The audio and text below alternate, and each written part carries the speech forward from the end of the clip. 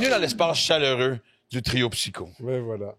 Pas super? Oui, Ouais. oui. Exact. J'adore le sujet d'aujourd'hui. Oui, Oui. c'est intéressant, c'est vrai. Aujourd'hui, on va traiter du syndrome de l'imposteur. Et en fait, moi, j'aimerais ça tomber dessus dans le sujet.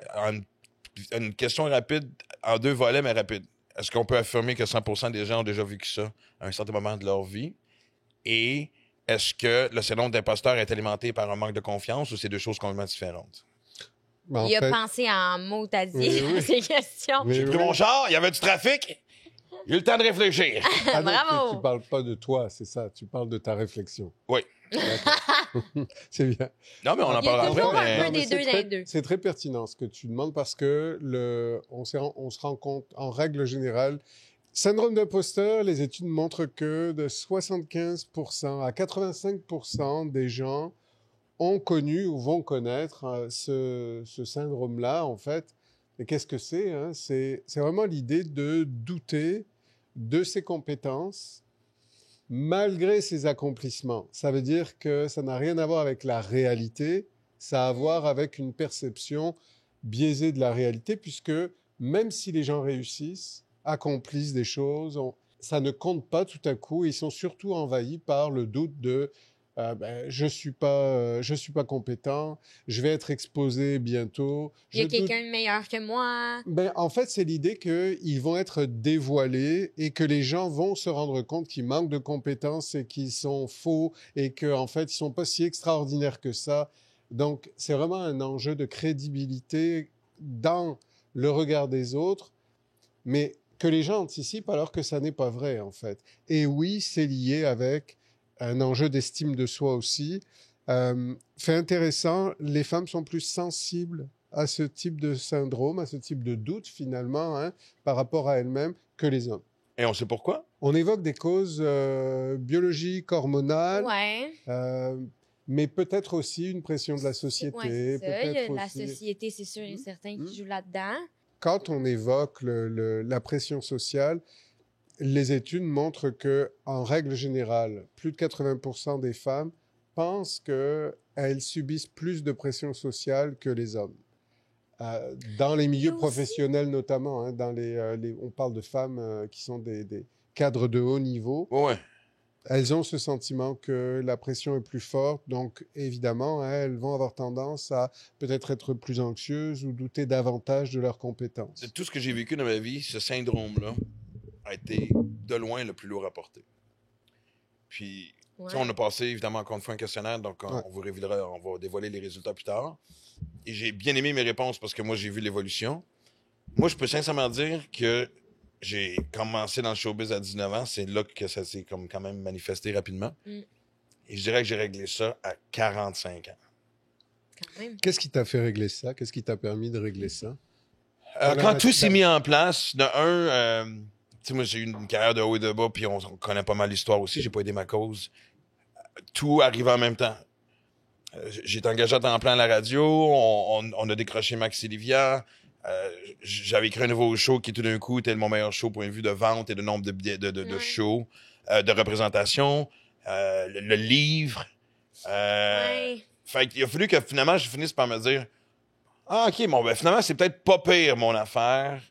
Puis je me souviens surtout qu'à un moment donné, surtout pendant la pandémie, quelqu'un m'avait dit ah, t'es donc bien chanceux que. Puis j'entendais ça quelquefois, t'es donc bien chanceux que. Ouais. Puis ça me mettait en tape parce que je me disais non, non, non, non, non. J'ai pas gagné à l'auto, là. Tu sais, j'ai pas. Ça m'a forcé à m'admettre que je méritais finalement, éventuellement, ce succès-là parce que j'avais travaillé pour. Mais comme j'ai dit, j'étais aussi celui qui s'est auto-saboté longtemps. Donc, quoi, ça m'a pris beaucoup de temps. Puis je veux dire, ça l'arrête jamais tant que ça, tu sais, comme encore à ce jour, nous, des fois, on se prend les deux, là, on s'appelle, puis on est comme, voyons, comment ça se fait qu'on croit pas plus à notre affaire, là? Ça a comme pas rapport, là. C'est quoi ça? Ça sort de où? Ouais, et en fait, c'est vrai que l'idée, c'est que on est vraiment dans une perception qui est biaisée. Parce que les gens qui souffrent, en fait, de ce syndrome-là sont, en général, qui sont reconnus dans leurs compétences, dans leurs performances, par leur entourage. C'est juste que même lorsqu'on leur adresse des compliments, tu t'en parlais un petit peu de ça tout à l'heure au moment du questionnaire, Ouais. ils ont du mal, en fait. Ils sont mal à l'aise avec un compliment qui, en fait, ne fait que nommer exactement la vérité. Mm. Donc, on voit bien que ça agit à ce moment-là comme un déclencheur de je suis vu par les autres, reconnu par les autres, mais j'ai du mal à l'accepter parce que ça a été un enjeu pour moi.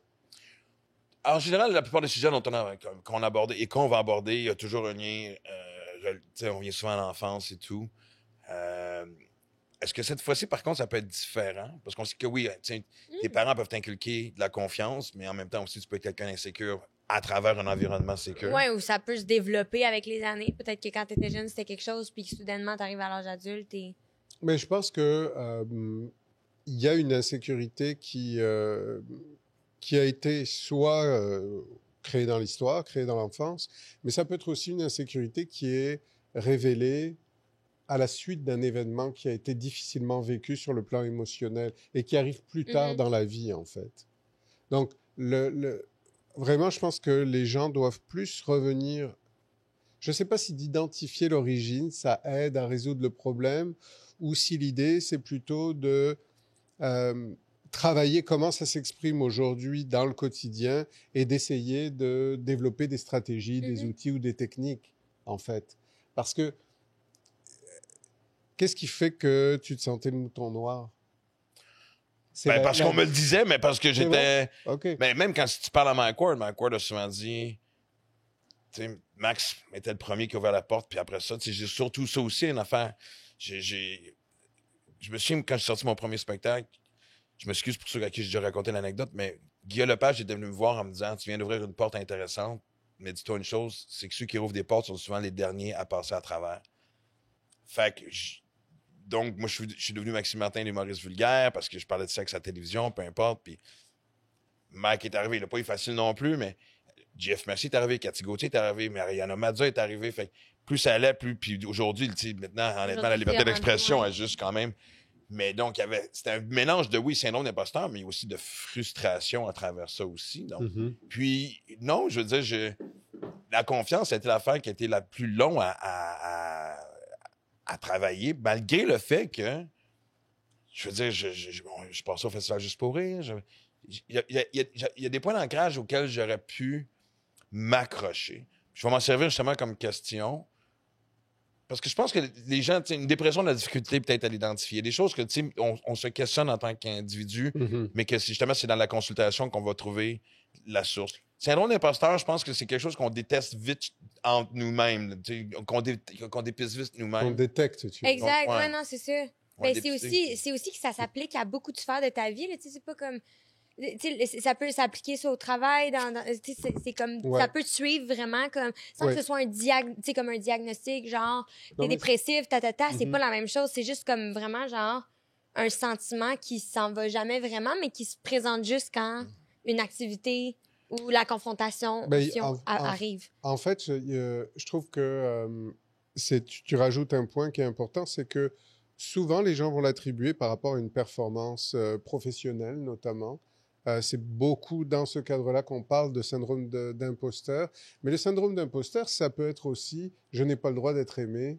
Je n'ai pas le droit de réussir ma vie de couple. Comment ça, ma fête était si le fun, me semble que je mérite pas ça. Absolument. Ou je n'ai pas ce qu'il faut pour être en couple et pour tomber sur la bonne personne. Est-ce que ça pourrait être genre, je crois pas que mes amis, ils m'aiment vraiment, tu sais? Je crois pas que les gens autour de moi, ils m'aiment vraiment. Peut-être qu'ils parlent à mon dos. Les gens, en fait, si on le disait dans des termes qui sont plus liés au syndrome d'imposteur, c'est les gens vont réaliser que je ne suis pas aimable. Pas assez, ouais. Pas assez ou pas aimable du tout, pas parce qu'il y a des degrés divers selon la souffrance des gens, mais il y a de toute façon un doute qui va s'exprimer soit dans les performances professionnelles, soit dans la capacité à développer des relations amoureuses qui sont exactement en phase avec nos propres besoins. Qu'est-ce qui te fait sourire? Mais vous le savez dès qu'on parle de ce sujet-là. Je vois mon tableau défiler. Mais... Moi, par contre, ça m'amène à une question de... Justement, on l'a dit tantôt, je pense que les gens sont capables de reconnaître ce sentiment-là chez eux rapidement. À quoi on peut s'accrocher très vite? évidemment, consulter, puis aller chercher de l'aide, puis aller, tu sais, avoir un support émotif est toujours quelque chose qui aide, mais à la base, une fois que le constat est fait, à quoi tu peux commencer à t'accrocher pour justement te dire, attends une minute, là, je vais me sortir la tête de l'eau. C'est pas tant de la mon affaire, là. Oui, c'est ça. Ben, déjà, en fait, c'est d'être le meilleur avocat de soi-même. C'est-à-dire qu'à partir du moment, puis je reprends quelque chose que tu disais, puis qui est intéressant, et quand tu disais, bon, faire attention à la façon dont on se parle, faire attention au discours intérieur, tu sais, qui nous juge, puis il y a j'en parle parfois, il y a une structure en soi, en fait, qu'on appelle le surmoi en psycho. Et le surmoi, c'est la petite voix qui te dit, ben, voyons Maxime, t'aurais pu faire mieux. Ben là, franchement, ben bouge-toi. Ben, la petite voix qui juge en permanence, qu'on a tous, hein. Il y a des gens chez qui elle est surinvestie. Donc cette petite voix, elle va juger, elle va avoir beaucoup de négatifs, beaucoup Oui, de... être dérangeante, tu sais, juste comme toujours apporter un point qui est pas nécessaire. Absolument. Alors qu'en fait, cette voix-là, quand elle est plus équilibrée, plus balancée, c'est la voix, ça devrait être une voix de bienveillance, de compassion qui dit, ben là, t'es dur avec toi-même, te parle pas comme ça, ne t'insulte pas. Tu sais, les gens qui disent, je suis non, ben si, non, qui s'attribuent en fait des mots très durs, ben cette structure-là, c'est aussi celle qui va faire en sorte que elle va ramener perpétuellement l'échec. L'échec des relations amoureuses, l'échec de ah ben là ah ben les gens vont voir, ben ça marchera pas longtemps, etc., etc. Tous les doutes et toutes les inquiétudes. Donc les gens, quand je dis doivent être le meilleur avocat d'eux-mêmes ou doivent accéder à leur propre autocompassion, c'est de la faire taire cette voix, mais de reconnaître qu'il se passe quelque chose qui mérite quand même d'être traité. Je t'écoute, puis c'est drôle, j'ai juste le titre d'un film qui me vient en tête. Je l'ai en anglais, désolé, mais c'est Enemy Within. C'est un peu l'ennemi à l'intérieur. Oui, ouais. Parce que je peux me voir, moi, des fois, sur une belle lancée. Aucune raison de penser. Et là, bonk! Mm. Tu sais, une espèce. D'où c'est que tu sors, Oui, toi? c'est pas rationnel, c'est ça. C'est émotionnel à Oh. ce moment. Tu sais, qu'est-ce qu'il faut que je fasse pour te taire? Puis. Attends, c'est intéressant ce que tu dis.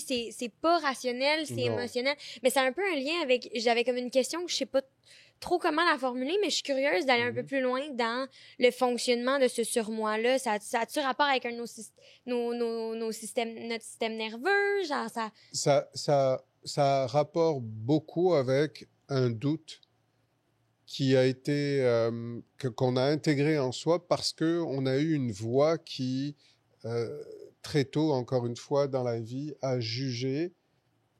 Et ce jugement-là, en fait, il a été trop lourd à porter. Donc, les gens ont intégré que pour pouvoir fonctionner, pour pouvoir être appréciés, il faut absolument qu'ils adhèrent à des standards élevés, en fait. Donc, cette voix, elle est là pour leur rappeler qu'ils ne sont pas assez, mais elle est aussi là pour rappeler un petit peu la voix parentale qui a jugé difficilement et douloureusement. C'est ces voix-là intérieures, en fait, qu'il faut contrecarrer parce que avec ça vient effectivement une surréactivation du système nerveux, il y a des conséquences, c'est un déclencheur. Ouais, c'est ça. Puis il y a des gens qui sont absolument incapables de fonctionner parce que cette voix-là, elle juge et elle leur parle en permanence. Ouais, OK. Non, mais est-ce que ça peut... Parce que c'est drôle, parce que malgré ce sentiment-là, ça n'a pas non plus tué mon ambition. Non, oh! Non, mais attends! Non, mais attends! Bon, ben, on a le tease de la semaine! Bon. C'est hyper bon parce que ça m'a fait penser à quelque chose que j'ai vu il y a quand même longtemps sur TikTok, puis c'était une fille qui apportait le point comme quoi qu'on devient parfois accro à ce sentiment-là de chialage, tu sais, de comme tout le temps c'est comme taper sa tête. Exact. Pour avoir du jus pour performer. Fait que ça, j'en ai entendu parler, puis c'est un thing. Oui, mais aussi pour se rappeler que pour rester perpétuellement dans l'insatisfaction. Pour pousser plus loin peut-être des fois. Mais c'est parce que si on est motivé et qu'on arrive à atteindre la satisfaction parce que on s'est mis en action, ça va. Mais si on va chercher son énergie dans une motivation qui est animée par nous rappeler qu'on n'est pas bon, nous rappeler qu'on n'est pas assez, puis qu'on n'y arrivera jamais. Le sentiment, au final, c'est toujours l'insatisfaction Ouais. et c'est toujours la souffrance. Ouais. Et c'est un cercle vicieux. Mais, et pourtant, si tu as ce syndrome-là d'imposteur, ça devrait tuer, ça devrait couper. Tu arrêtes d'alimenter tes rêves. Justement, je reviens avec le mot ambition. Qu'est-ce que je fais ici? Je ne mérite pas de. Et C'est- pourtant, moi, c'était toujours, on leur montrer. C'est ça. Mais si on t'avait dit très tôt dans ta vie que tu n'as pas besoin de montrer parce que même sans montrer, on sait que tu es bon, tu es compétent, puis tu n'as rien à faire pour qu'on t'aime ou qu'on te trouve intelligent, ou que ça aurait changé toute la dynamique. C'est bien de... En fait, c'est bien. L'idée, ça serait... C'est bien de comprendre. C'est bien de le savoir, Marc. T'as bien raison. Non, c'est parce que l'idée, ça serait de faire les choses parce qu'on a envie de les faire, parce que c'est notre passion, mais pas forcément pour avoir à prouver quoi que ce soit, mais pour proposer quelque chose aux autres et d'accepter qu'ils aiment, ils aiment pas, c'est correct. Est-ce que ça fait du Ouais. sens que... Ben oui, en fait, non, mais je trouve ça super génial parce que, Parce que ça j'aimerais ça savoir ça très Bien jeune. sûr. Ouais. Parce que, Comment un enfant sait qu'il est valorisé, d'après vous? Parce qu'on y apprend, parce qu'on y donne. Non, mais c'est vrai, là. non, c'est juste drôle qu'on parle de ça aujourd'hui. Non. Mais, Ah, OK. Ouais, non, j'avais pas... Même moi, j'avais pas catché, j'étais trop concentrée. Ah, mais c'est bon, c'est une bonne affaire, on chialera ben, pas. écoute, dites-vous qu'une chose, c'est que ce qui se passe ici a beaucoup d'impact en dehors et nous amène à avoir des discussions Ben, ça vive. sert à Ça nous ça. fait- Ben oui, réfléchir. fortement, Ça très sert intéressant. à Ouais. ça, puis on est le meilleur test pour le faire parce qu'on le vit live. Fait qu'on peut juste imaginer que ça va faire à la maison. Et à Matt, qui hoche la tête depuis tantôt.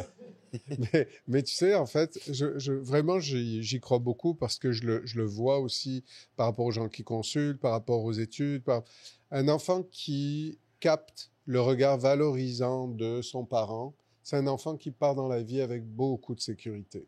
Mais non, mais oui. Là, c'est Versus 100%. l'enfant qui se dit, ah, peut-être que si je fais ça, mes parents vont me dire que je suis bon. Ou peut-être que si je fais ça, ils vont m'aimer plus. Ou peut-être que si je fais ça, je vais être plus valorisé dans leur regard. Ça, tu comprends que ça change complètement la trame Ouais. développementale des deux individus. Il y en a un qui l'a en lui pour le reste de sa vie sans jamais douter. Puis il y a l'autre qui court après pour le reste de sa vie. À le développer. Ben En fait, oui. pas à développer, mais à Mais oui, s'éloigner mais de oui, ce oui, sentiment-là. c'est et ça. Est-ce que. Parce que j'imagine que quand tu as un syndrome d'imposteur, une des premières caractéristiques, c'est d'aller souvent, constamment chercher l'approbation des autres. C'est pas pire, c'est correct, qu'est-ce que t'en penses? C'est-tu bon? C'est-tu vrai? C'est sûr que ça fait partie de l'équation, mais c'est-tu principalement ça? Ben, je dirais pas forcément. Non, mais c'est correct. Mais c'est- On non, identifie mais les c'est- choses. Ben oui, ben oui. C'est intéressant ce que tu dis parce que justement, ça permet de préciser les choses. C'est que la personne est persuadée que à un moment donné, on va la découvrir incompétente, pas aimable, pas crédible, etc. À un point. Donc, là, elle ira complètement. certainement pas valider. Elle va Ah, certainement. je vais garder mon pas- petit secret tranquille Ben, faut pas que jusqu'à ça. temps que je sois découvert. Ben oui, si j'en parle, je le dévoile. Et alors là, je risque d'être... Et c'est ça le sentiment de solitude profond. C'est pour ça que je dis c'est super ce que tu dis, parce que ça permet de préciser ça. C'est que je vis dans la souffrance, mais j'en parlerai pas parce que, de toute façon, je ne crois pas les autres quand ils me disent que je suis bon. Et je suis sûr qu'au fond, ils vont découvrir que je ne suis pas bon. Ou ça dure 2 secondes, Alors, ce tu sentiment-là. vois le puis ça dilemme, part. en fait, pour la personne. Ouais, ben tu vois, ça m'amène à la prochaine question parce que tu me décris quelqu'un que je verrais comme très renfermé, justement, pour moins on m'observe, moins, justement, il y a des chances qu'on me découvre. Mais, tu sais, je veux dire, je me prends comme exemple, je suis désolé, mais je pense que les gens n'ont pas de misère à croire que j'ai toujours été très extraverti. Ça m'a pas empêché d'avoir un syndrome de l'imposteur, même si j'étais... Ou au contraire, justement, cette espèce de coffre gonflé que je me donnais comme look, c'était Mais- un mode de protection.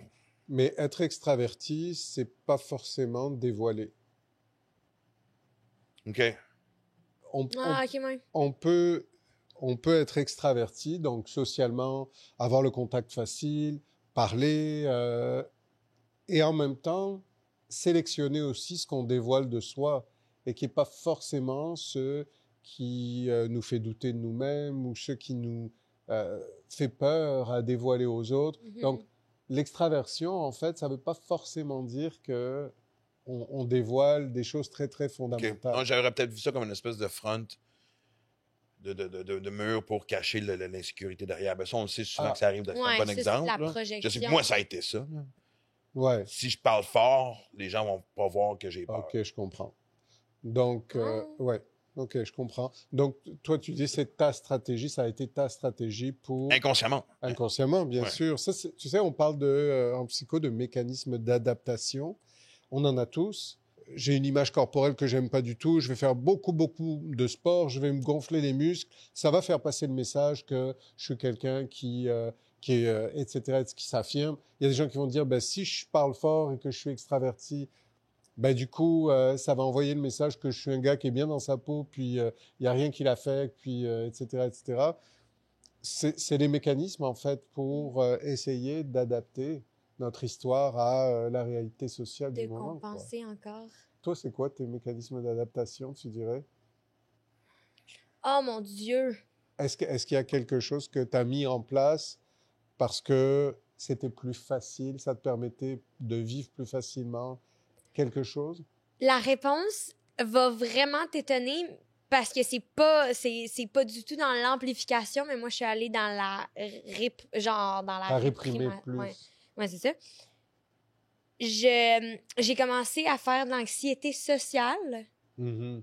pour m'éviter d'être confrontée à ça, genre. À mes Wow! performances. Ouais. Ça s'est réglé dans les derniers mois, mais depuis la COVID. La COVID a été un déclencheur. Mhm. Puis après ça, c'est ça que c'est devenu. Puis si je peux donner peut-être un exemple au travail. Au travail, pendant longtemps, mes performances ont effectivement été mauvaises à cause que j'ai tellement été hyper stimulée / overwhelmed par mon syndrome de pas être capable, pas être assez, pas être à la hauteur, Mais moi, j'aimerais ça parler de la part de peut-être bien des parents parce que, tu sais, je pense qu'on. Nous autres, on a une relation très ouverte dans ce qu'on vit puis de la façon de l'exprimer puis tout ça. Puis, tu sais, même après toutes ces années-là, l'hiver soulève des points qui me confrontent. Ah, mon Dieu, je pensais que j'avais bien fait ça. Je me rends compte que non.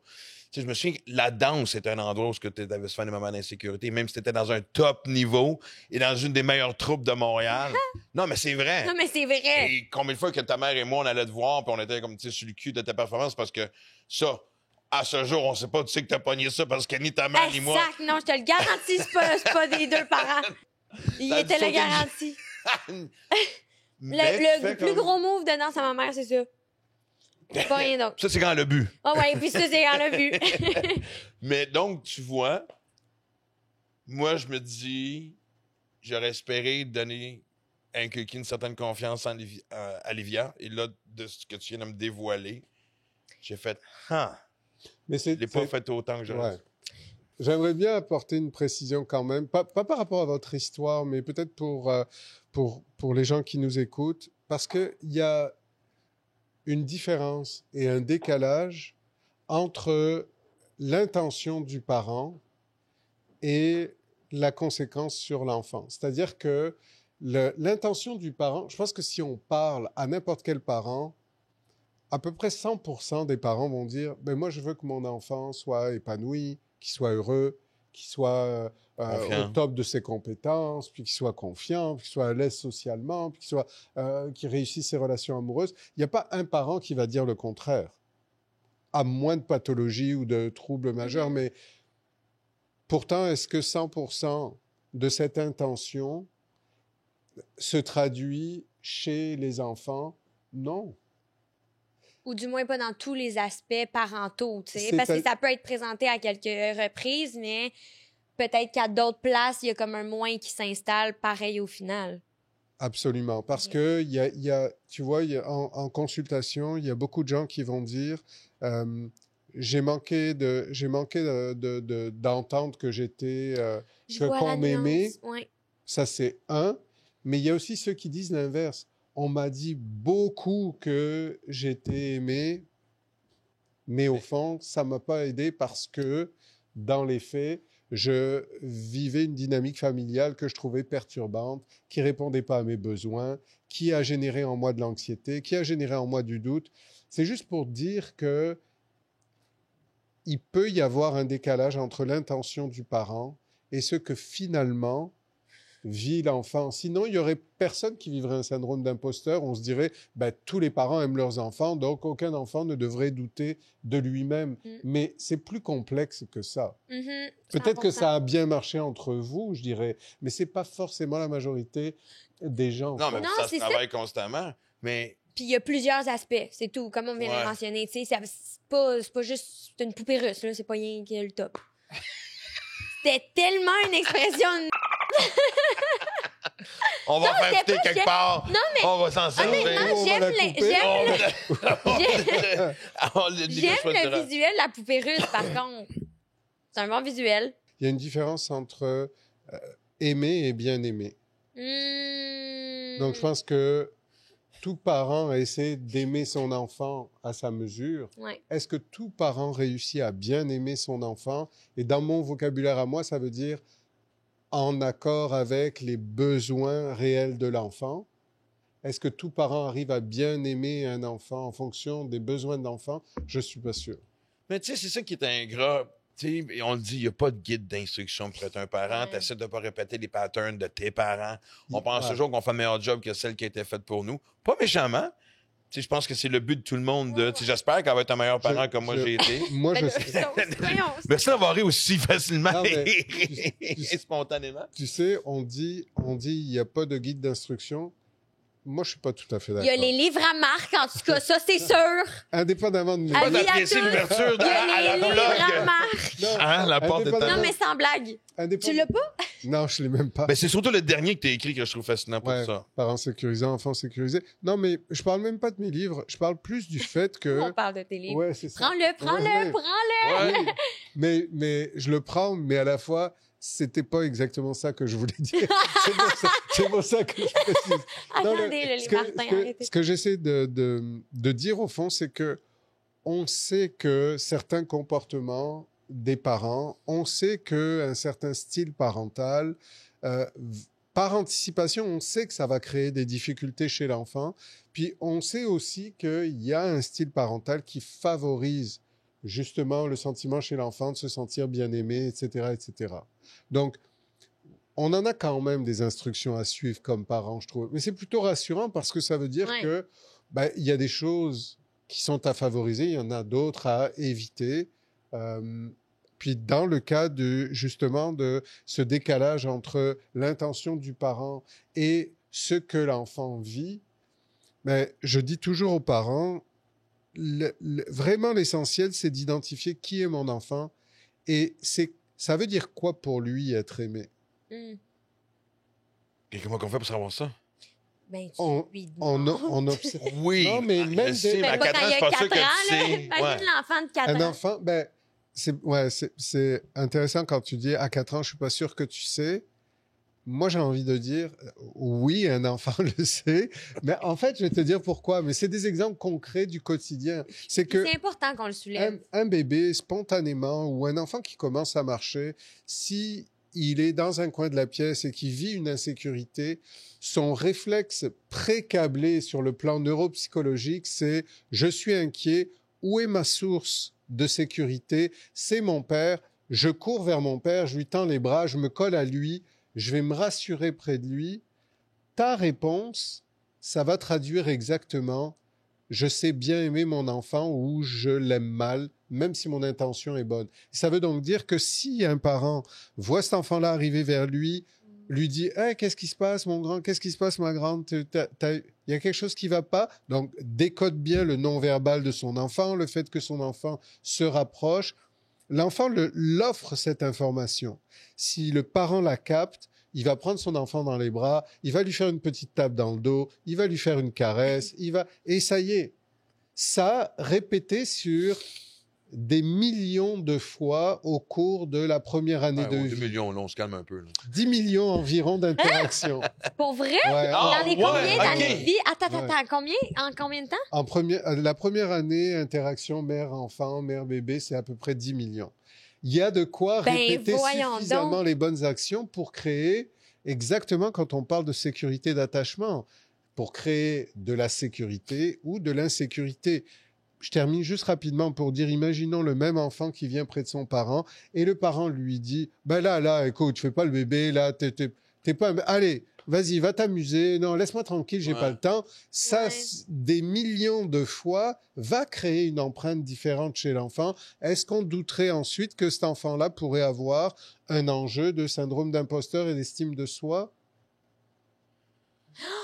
Est-ce que tu dirais que directement l'estime de soi est accompagnée du syndrome de l'imposteur ou il y a... C'est vraiment une des caractéristiques du syndrome Ok, d'estime c'est de ça. soi, c'est qu'il y a un enjeu il y a un enjeu de malgré le regard que les autres portent sur moi, il y a un fond en moi qui est installé de Ouais. certitude que je suis une personne qui est crédible. C'est ça l'estime de soi, hein, c'est que malgré les épreuves de la vie, il y a quelque chose en soi qui n'est jamais déstabilisé. Il y a vraiment un noyau dur que rien ne déstabilise, en fait. Tu peux te ramener à ton centre par toi-même, t'as les Absolument. réflexes, t'as les... Absolument. Même s'il y a un doute à quelque part. Et qui est normal, parce qu'on n'est Ouais. pas tout puissant. Non, Je veux c'est dire, ça, ok, tout le ouais. monde doute. Enfin, je pense que c'est raisonnable de dire que tout le monde doute à un moment donné. Mais Ça c'est nous fait avancer des fois, on l'a mis aussi. Absolument. Depuis. Mais c'est la capacité. Oui, si le doute est utilisé à qu'est-ce que j'ai à comprendre, qu'est-ce que je peux faire, est-ce que c'est le temps de changer des choses, est-ce que c'est le temps de modifier ma façon d'appréhender les choses, tout ça c'est utile le doute à ce moment-là parce que ça devient une force motivante. Mhm. Non, mais en fait, j'allais dire, parce que dès que tu parlais de confiance aussi, ça m'a fait penser aussi au questionnaire qu'on a rempli, comme évidemment à chaque épisode, on va vous le montrer un peu en rafale. Et que les gens... Celui-là, j'ai hâte de voir les réponses des gens. Exactement. Hein? On en parlait tantôt. Oui. Ça va prendre un jingle rendu ici. Là. Parce que là, on a juste... Tadam! Non, c'est ça. Mais, tu veux-tu me donner le résultat? Oui, on peut parler des Oui, résultats parce que parce que moi, ça va ouvrir des portes. De un, oui, parce que Livia puis moi, on était tous les deux sur... et je considère que beaucoup de gens aussi ont la même fausse pensée parce qu'on parle du syndrome d'importeur en pensant que ça s'applique juste L'importeur. J'ai tout ça que j'ai dit? Oui. Mais moi, j'ai un syndrome De d'importeur. l'importeur, ouais, c'est ça. J'aimerais ça pour importer beaucoup. qui est un nouveau syndrome qui n'est pas encore dans le manuel diagnostique. Mais à Non, suivre ça dans va son être mon prochain livre à livre. moi. Mais Ouais, oui. c'est- Ah merde, je Moi, m'avais ça fait dans son m'intéresse. prochain livre à lui. Mais vous avez les résultats parce que je le répète, je pensais que ça avait beaucoup le lien était surtout relié à un contexte de travail, de carrière, mais je me suis rendu compte que non. ouais, Donc, c'est vrai. allons avec les résultats. C'est Tout à vrai fait. qu'on peut penser Ben, que ça s'applique juste là. Mais Non, que- c'est ça. Puis moi, j'avais envie de l'élargir parce que souvent, on le présente comme ça, le syndrome d'imposteur. Mais je peux avoir aussi le sentiment d'être un imposteur dans mon couple. Ça, tu vois, Oui, c'est drôle. C'est bien, ça. Mais c'est genre Ben, c'est pas bien. elle ou il est trop bon pour Intéressant. moi. Oui, tout à fait, où je mérite pas. C'est marrant parce que je vais vous donner les résultats, mais c'est parce que je viens juste de réaliser que j'ai écouté récemment une conférence, puis quelqu'un exprimait que il avait du mal avec son estime de soi, justement, etc., etc. Puis dans un aéroport, il tombe sur vraiment, il croise le regard d'une femme qu'il trouve absolument fabuleuse. Puis c'est vraiment il tombe amoureux là, c'est le choc et il la trouve magnifique et il disait, c'était en anglais, il disait, bon, malheureusement, je me suis dit qu'elle était out of my league. Ouais. Mhm. Elle est trop bonne pour moi. Elle est trop belle pour moi. Elle est trop belle pour moi. Ça dit déjà que je ne me trouve pas assez, Mhm. je ne pourrais pas. Mais qu'est-ce qui fait qu'on peut pas aller parler spontanément à quelqu'un? Ouais, surtout que c'est ta première réaction, là, ça veut dire beaucoup. Là. Alors que la première réaction spontanée, c'est mais ça a bien du sens que j'aille parler à cette femme-là parce que je la trouve merveilleuse, je la trouve magnifique, puis j'ai envie de créer un lien ou de la connaître. Mais Ou même de là se dire, genre, hey, cette fille-là, peut-être qu'elle est même plus belle que moi, selon l'exemple. Là. Peut-être qu'elle est plus belle que moi, mais genre, je peux quand même y aller. Tu sais, il y a l'option où ouais. tu comprends un certain truc. Mais Peut-être qu'elle se il y dit a- la même chose, non, pas, mais tu sais. Mais il y a une différence entre plus belle que moi et Non, mais- trop belle pour moi. Ah, ok, ouais. Nuance. Donc, trop belle pour moi, c'est je la mérite pas. Plus belle que moi, c'est Je suis chanceux de Elle- l'avoir. voilà, ou elle Ouais. est peut-être, je la trouve plus belle que moi, mais c'est pas grave, ça m'empêche pas d'aller la séduire Ouais. puis d'aller lui Ouais, parler. ok, oui. Là, pas de problème. y a-tu une suite à l'histoire? Y a-tu été ou y a pas été? Et c'est devenu sa femme, mais ils sont Pour ensemble vrai? depuis 10 ans, en fait, il expliquait. Ouais. Mais c'est-tu lui qui a fait les premiers pas ou c'est elle? En fait, il a quand même. On est rendu ailleurs, là. Ouais, c'est ça, mais non, On mais est c'est rendu dans ça. la série Netflix. Non, mais regarde, on n'est pas tellement complètement ailleurs parce que si à la base, il y a comme une idée de syndrome d'imposteur, hein, c'est pas possible, j'ai pas ce qu'il faut pour que cette femme m'aime. La leçon de l'histoire, c'est que au fond, il lui a parlé et qu'au fond, ils se sont mariés et qu'ils ont aujourd'hui 4 enfants. C'est l'idée qu'il faut confronter nos peurs à la réalité pour que nos peurs se dissipent. Effectivement, là. C'est ça l'idée, c'est qu'on peut pas rester spectateur de sa vie, faut être acteur de sa vie. Ah, wow! Vous allez voir que c'est pas votre enjeu parce que Livia, très peu de signes de syndrome d'imposteur. Le conseil, ça serait de continuer à surveiller tes sentiments, continuer à pratiquer la reconnaissance de tes réussites. Ouais, puis la conscience, prendre conscience tout le temps Tout le temps. de ces Vraiment aspects. cette idée-là de comment je vis les choses, où je suis, qu'est-ce que ça dit de moi, c'est pas une fatalité, etc. De rester très à l'aise avec ce qui monte en nous, puis de le reconnaître pour pouvoir le travailler. Puis pour toi, il y avait un petit peu plus, juste au-dessus, la coche au-dessus de Toujours un peu. quelques signes légers de ce syndrome. Et là, on disait, le conseil, au fond, ça serait plus la même chose, hein, identifier tes réussites, revenir en fait à tes réussites pour dire, ça c'est un acquis, c'est fait, ça a été vécu, ce que j'ai réussi c'est à moi, on ne pourra pas me l'enlever. C'est d'avoir cette voix bienveillante, puis de dire, ah, tiens, en ce moment, si je doute un peu plus, peut-être que je suis un peu plus anxieux, peut-être que je suis dans une période où il y a plus de choses qui m'inquiètent, je vais prendre soin de moi, et toujours cette idée d'autocompassion, mais revenir à des pensées réalistes. Ouais. Alors que tout à coup, quand on doute, c'est comme si on n'avait plus de vie, comme si on n'avait plus de passé. Si j'avais répondu à ce questionnaire-là il y a 15 ans, ça aurait été un désastre. Hey, mais même il y a 1 an, moi, personnellement. Mais toi, t'es beaucoup plus jeune que nous. Ouais, c'est ça. Mais ça a été un fardeau. Ça a été l'accumulation de, tu sais, maintenant, comme tu vois le nouveau show, oui, ça a été insécurisant parce que là, qu'est-ce que j'ai à raconter après tout ce temps-là? Mais je regarde ce que j'ai fait, tout ce qu'on me propose, ça soit, tu sais, je rentre à une belle confiance. Et c'est ça pour ça que je m'amenais à, je sais pas, j'ai l'impression des fois que c'est très de chez nous au Québec plus qu'ailleurs. Je généralise évidemment quand je dis ça, mais est-ce que je suis parti du syndrome d'imposteur? Est-ce qu'on peut tomber dans la surconfiance aussi? Parce que tu sais, tu nous posais des questions. Oui. Est-ce que tu te compares? Est-ce que des doutes? Je fais, non. Non. Et ça me soulageait de voir que c'était réglé. Puis là, à un moment donné, je fais, mon Dieu, à chaque fois que je te répondais, c'est-tu prétentieux, mon affaire? Parce que c'est une autre affaire aussi. Ben oui. Parce que là, après ça, on part du syndrome d'imposteur au complexe de, mon Dieu, j'ai confiance, faut pas trop que ça paraisse. Parce que je trouve qu'on a beaucoup de difficultés à faire la différence entre confiance et prétention. Puis, je crois, c'est ma perception. La prétention, c'est ce qui n'est pas vrai. La confiance, c'est ce qui est vrai. Quelqu'un qui rentre, qui s'assume qu'il rentre à quelque part vraiment en confiance, tu vas entendre le même mur de Pookie qui se prend. Ouais, mais non, effectivement. Mais ça parle des autres, pas de lui. Oh. Ah ouais, fait que c'est votre problème. Ben oui. Mais effectivement, c'est pas le tien. Si je me mets à juger une personne qui rentre dans la pièce et que je connais pas, ben ça ne peut parler que de moi parce que je projette sur cette personne. Ça ne parle. Mais c'est parce que toi tu parles d'autre chose un peu. Ouais. Non, mais oui, effectivement, l'humilité joue une grande. Puis j'allais apporter ce point-là tantôt. Tu sais, moi j'ai connu beaucoup de gens, dont moi, mes parents m'ont inculqué l'humilité très, très, très jeune. Je regarde ma meilleure amie, même affaire, je regarde d'autres gens que je connais. Puis, des fois, effectivement, ça peut jouer sur la balance de comme, oh my God, ben, je préfère être juste un peu plus dans le comme, la naïveté. Un peu plus dans la naïveté que dans la confiance, parce que comme ça, je donne la place aux autres, tu sais. Qu'est-ce que tu veux dire un peu plus dans la naïveté? Ben, dans le sens où naïveté, je vais agir comme si, dans le fond, j'étais pas si hot que ça, juste pour que ça donne de l'espace aux autres de voir que je me pense pas cool, tu sais, que je suis humble. Mais c'est quand même particulier, mais c'est intéressant. C'est parce que tu prends soin des autres en diminuant un petit peu les choses, alors que c'est les autres qui ont un problème. Mais en faisant ça, tu renforces le problème des autres.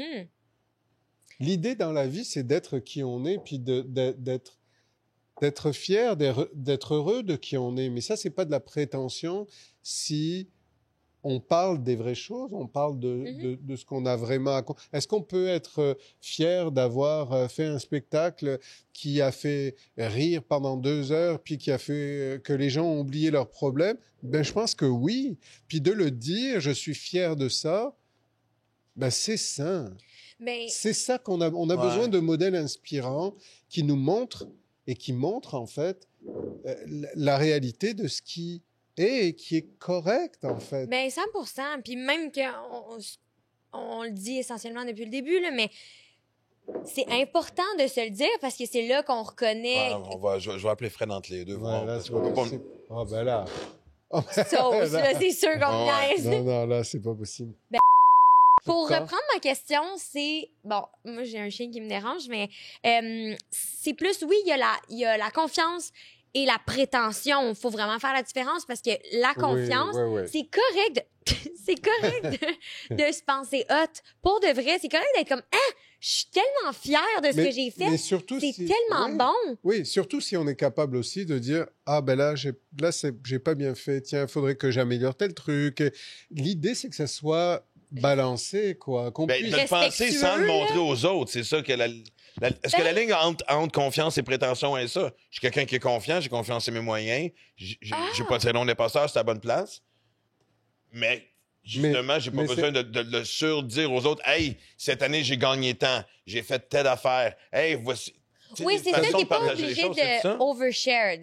ça dépend ce qu'on dévoile, mais je pense que si on a des amis, par exemple, ou si on est en couple, ou si on a de la famille, c'est correct de dire à un moment donné, ah, j'ai fait ça, je suis vraiment fier, ça me fait Oui. vraiment Je plaisir. me pense cool C'est pendant pas, des secondes. c'est pas de la prétention. Là où ça devient délicat, c'est quand on a besoin, de Ouais. façon excessive, de dévoiler ses bons coups en espérant que les autres nous survalident, ou quand on a besoin de dévoiler des bons coups qu'on n'a pas fait. Ah, Ah là, ça, c'est un autre problème. Là. Ça, c'est le mensonge. Oui, c'est ben le- oui. c'est- Et tu pars de quelqu'un qui ne se sent pas à sa place, avec le syndrome de l'imposteur, à des fois... Si je reviens à l'exemple que je disais quand ça allait super bien, puis les gens me disaient on sait bien que t'es nommé chanceux ou peu importe. Il a fallu que je m'affirme à me dire non. Mais pendant quelques secondes, je me sentais coupable de mon succès. mhm. Ouais. Pourtant, j'avais travaillé pour. Ouais. Fait qu'il y a une culpabilité aussi. Ça va être un sujet au complet aussi Et d'épisode, je pense, la culpabilité. Yeah. Mais c'est quand même bizarre comment on est fait qu'on peut partir de régler un problème qui nous insécurise Béon. à sentir coupable d'avoir réglé le problème et de réussir. C'est parce qu'il n'est pas résolu encore. Ah. Ah. Bon. Merci, Marc, de nous remettre sur le droit chemin. Non, mais comment tu vois? Mais c'est vrai, il a raison, c'est ça Parce le pire. qu'une fois que Non, mais je vais m'aller dans mon safe space 2 secondes. Correct. Je vais venir. En fait, Marc, laisse-moi dire. Non, mais Non. tu vois ce que je veux dire? Complètement. Ouais, c'est ça. Mais Complètement. Non, mais oui, c'est... moi, je pense que vraiment, les gens doivent cultiver l'indulgence vis-à-vis d'eux-mêmes et puis accepter nos bons coups et accepter que des fois, on fera de moins bons coups et de tendre vers le meilleur. C'est aussi ce que tu disais. Oui, c'est ce qu'on exact. essaie de faire, c'est de tendre vers le meilleur, mais on n'a pas tout compris, puis on apprend toujours.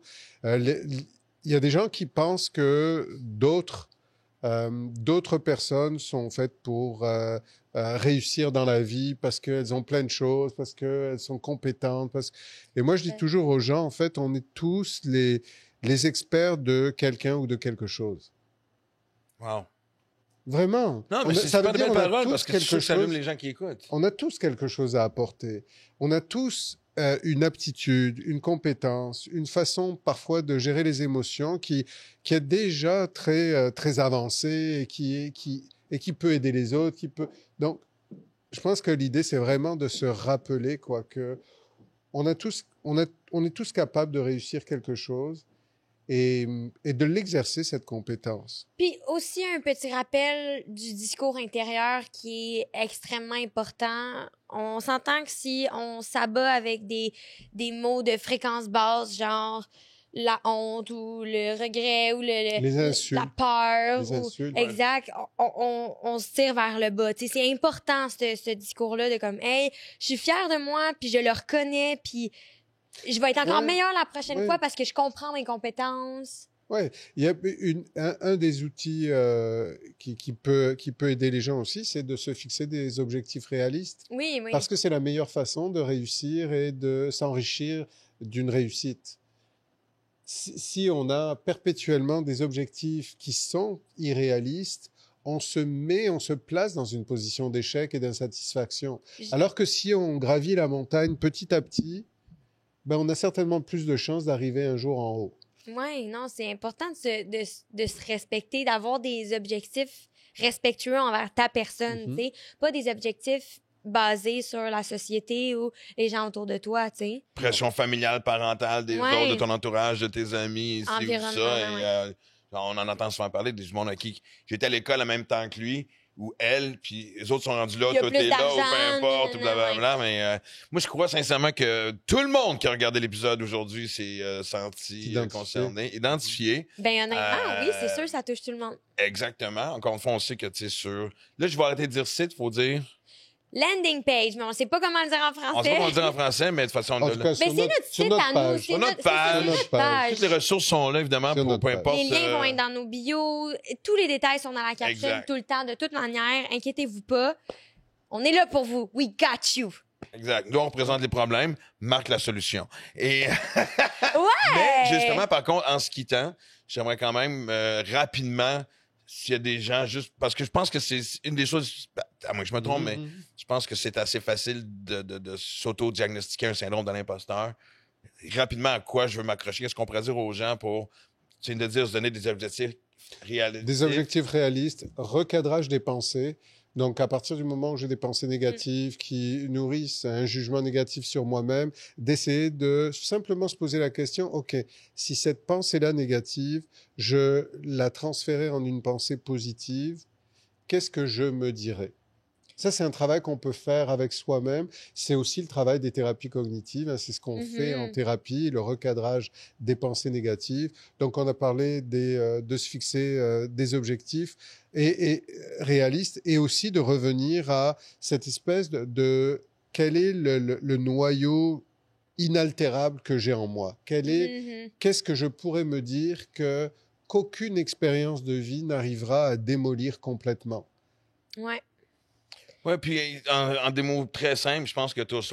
non, mais attends une minute. Non, mais c'est pas ça que je veux dire, mais c'est parce que toi aussi le droit de dire « Ça va bien mon affaire, je suis bon, je suis beau, me trouve hot aujourd'hui et sois fier de ce que tu fais. » Absolument. Puis d'être indulgent, tu sais, je veux dire, comme... C'est sûr que je suis jeune puis je me considère très chanceuse d'avoir eu la capacité à m'amener loin de même, mais ça prend du temps à construire ça, là, genre le discours intérieur de tu sais, c'est de s'instaurer des mini-réflexes au fur et à mesure, puis se rappeler que c'est comme, c'est pas fatal, là, genre, on va pas, comme, on doit être fin avec nous, tu sais. Ouais. Et de réduire aussi l'importance qu'on attribue parfois au regard des autres. Oh mon Dieu, c'est tellement, surtout avec les réseaux sociaux, là.